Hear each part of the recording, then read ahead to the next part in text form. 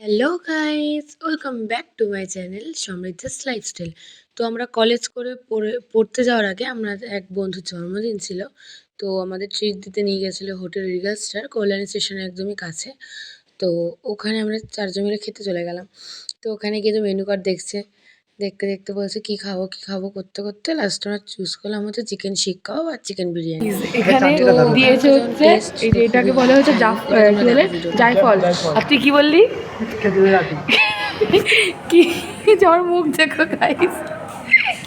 না না সব ঠিক আছে। 4 প্লেট বরং 1 প্লেট দিয়ে গেল কেন? তোকে দেখেই ভাবছে ভিখারি টাইপ দিচ্ছে না। আরে দেখো আরে আরে খাস না। যাই হোক, শুনতেই পেলে সবটা। তো যাই হোক, আমরা সবাই খেতে বসলাম। খেয়ে দিয়ে তাড়াতাড়ি করে বেরোতে হবে, কারণ স্যার চলে এসছে আমাদের। তো আমরা ওখান থেকে খেয়ে দিয়ে দেখো সবাই হাই হ্যালো নকশা করেই যাচ্ছে।